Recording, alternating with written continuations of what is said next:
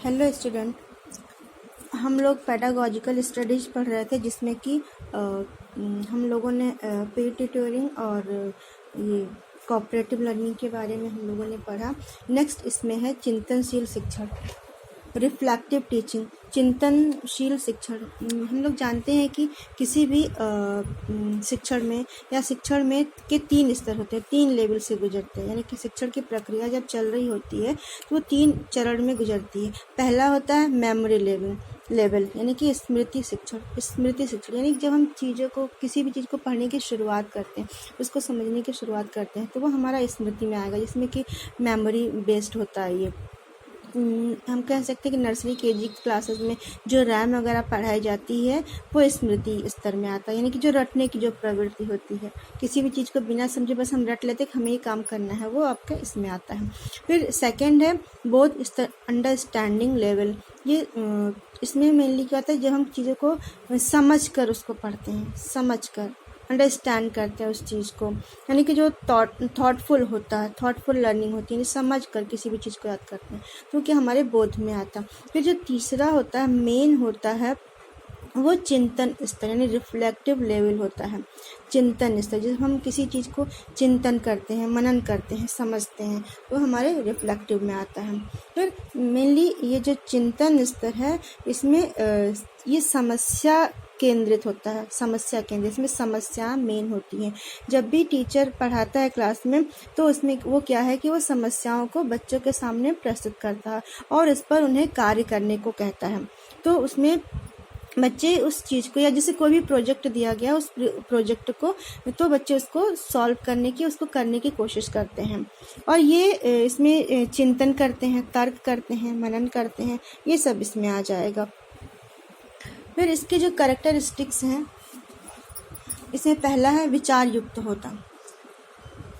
यह शिक्षण अधिक विचार युक्त होता है। इस शिक्षण में क्या है कि आइडियाज़ यानी कि सोच हमारी जो होती है, सोचने का तरीका, सोचते जो हैं, वो इसमें आएगा। फिर सेकंड है चिंतन स्तर का शिक्षण। ये समस्या केंद्रित होता है, यानी मेन हम अभी देखे सुने ही थे कि ये चिंतन स्तर में समस्या, क्योंकि जब कोई समस्या हमारे पास होती है तभी हम उस चीज़ का चिंतन करते हैं।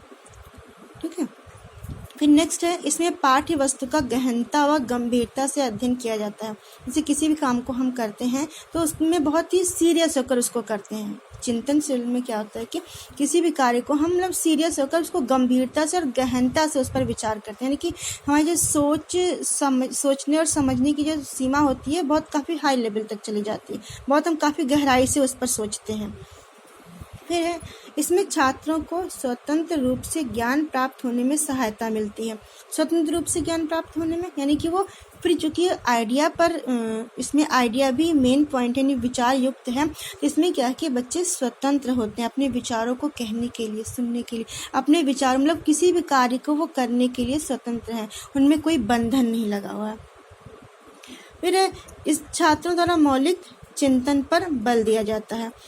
किसी भी चीज़ को समझने के लिए मौलिक चिंतन की वो मेन बेसिक, किसी भी मतलब कि सोचने की क्षमता उनके अंदर विकसित हो जाती है, वो अपने चिंतन का विकास करते हैं।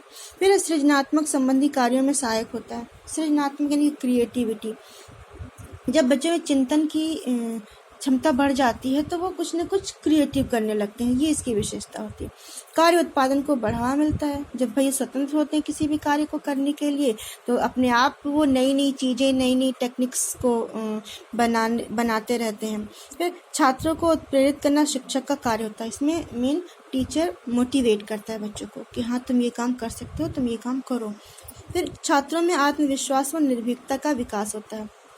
इससे बच्चों में कॉन्फिडेंस भी आता है, वो फिर उनके अंदर जो डर होता है वो भी ख़त्म हो जाता है, क्योंकि जब उनको काम करने की स्वतंत्रता मिल जाती है तो फिर वो आत्मविश्वास, कॉन्फिडेंस अपने आप धीरे धीरे बढ़ता रहता है।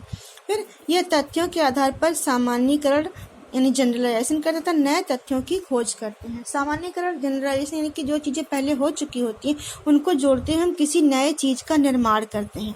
जो घटना घट चुकी होती है हम उससे कुछ पॉइंट लेकर, कुछ मतलब कि वो हमारे लिए मोटिवेशन का कार्य करता है, उसको लेते हुए हम नए कॉन्सेप्ट का हम निर्माण करते हैं। फिर इसके मेरिट क्या क्या हैं? इसमें शिक्षण काफ़ी लचीला व गतिशील होता है। काफ़ी लचीला यानी परिवर्तनशील, रिफ्लेक्सिबल होता है।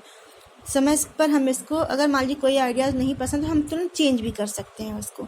और डायनेमिक होता है, गतिशील होता है, यानी कि बढ़ता, नए नए विचार उत्पन्न होते रहते हैं। फिर ज्ञान के भंडार में वृद्धि होती है, क्योंकि जब इंसान चिंतन करता है किसी भी चीज़ पर तो उसके आइडियाज़ भी तो बदलते रहते हैं। तो जब आइडिया बदलेंगे तो विचारों की सीमा भी तो बढ़ती जाएगी ना, तो इसलिए इसमें वृद्धि होती है, जो कि नॉलेज में भी बढ़ता रहता है, ज्ञान में वृद्धि होती है। फिर यह मानव जीवन समस्याओं से भरा है, अतः उन समस्याओं को भली भांति समाधान करने में महत्वपूर्ण भूमिका निभाता है। क्योंकि ये चिंतनशील होता है तो, और मतलब प्रॉब्लम सेंटर्ड है, तो इसमें चूँकि हमारी लाइफ, हर किसी की लाइफ में समस्याएं बहुत होती, चाहे वो पढ़ने की हो, चाहे एग्ज़ाम बीट करने की हो, चाहे टॉप आने की, कुछ न कुछ समस्याएं होती हैं। तो इन समस्याओं चूँकि हमारे जीवन का एक हिस्सा होती है, इसलिए जब समस्याएं हो तो समस्याओं का समाधान करने की भी क्षमता अपने आप बढ़ती जाती है। फिर डीमेरिट इसके कौन कौन से हैं? डीमेरिट ये है कि यह केवल उच्च कक्षा के छात्रों के लिए उपयुक्त है, क्योंकि जो छोटे बच्चे होते हैं उनकी तो अभी जो शिक्षण का पहला लेवल होता है, स्मृति स्तर, मेमोरी, उसके लिए वो फ़ायदेमंद होती है। बाकी ये केवल बड़ी क्लासेस के बच्चों के लिए ही सही होती है।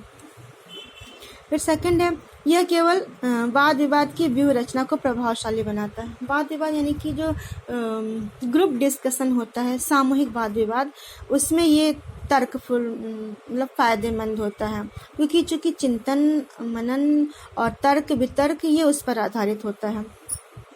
नेक्स्ट है, इसे केवल पाठ्यक्रम या पाठ्य पुस्तकों तक सीमित नहीं किया जाता, क्योंकि चिंतन की कोई सीमा नहीं होती है, चिंतन का कोई लेवल नहीं होता। ये किसी भी तह तक हम सोच सकते हैं, किसी भी, चाहे वो क्रिएटिविटी के मामले में हो, चाहे करिकुलम के मामले में हो, किसी भी क्षेत्र में ये जा सकता है, जरूरी नहीं कि केवल अपने एक कोर्स में हो। फिर सजेशंस क्या क्या हैं इसके? यह शिक्षण तभी प्रदान किया जा सकता है जब छात्र स्मृति व बोध स्तर की परीक्षाओं में सफल हो चुके हों, यानी कि जब 2 लेवल, यानी कि जैसे कि जो ये मेमोरी है और अंडरस्टैंडिंग लेवल, उन दोनों को जब तक बच्चा समझे, कि किसी भी चीज़ को जब तक वो पढ़ेगा नहीं, उसको समझेगा नहीं, तब तक उसको अपने आप में धारण नहीं कर सकता है। इसलिए चिंतन स्तर के लिए उन दोनों स्तर का होना बहुत कंपलसरी है, बहुत जरूरी है। फिर नेक्स्ट, शिक्षक को छात्रों को आकांक्षा स्तर ऊंचा उठाने का प्रयास करना चाहिए, उनका लेवल, आकांक्षा स्तर ऊंचा उठाने का प्रयास, यानी कि उनकी जो सीमा होती है सोचने समझने की, उसके लेवल को ऊंचा, यानी कि जब उनको मोटिवेट करेंगे, हाँ तुम ये काम कर सकते हो, तभी बच्चे का लेवल आगे बढ़ता जाएगा। फिर छात्रों के समक्ष समस्या इस प्रकार प्रस्तुत करनी चाहिए कि वह इसकी अनुभूति कर आवश्यक परिकल्पनाएं बना सकें। क्योंकि समस्या, कोई भी प्रॉब्लम बच्चों के सामने ऐसी हो कि जिसपे वो हाइपोथेसिस, परिकल्पनाएं बना सकें, यानी कि अगर एनवायरनमेंट अच्छा होगा तो बच्चे की पढ़ने की क्षमता या उसके सीखने की स्किल डेवलप होगी, तो हाइपोथेसिस जैसी समस्या होगी उस हिसाब से हाइपोथेसिस वो बना सकता है। फिर लास्ट है, ऐसी समस्यात्मक परिस्थिति छात्रों के सम्मुख उत्पन्न की जाए, जिससे मौलिकता और सिद्धांत चिंतन का विकास हो सके, यानी कि यह है कि ऐसी समस्याएं हों, ऐसी परिस्थितियां बच्चों के सामने लाई जाएं कि बच्चे खुद उस समस्या का समाधान करने का विचार खुद ढूंढ सके, खुद उस पर चिंतन कर सके।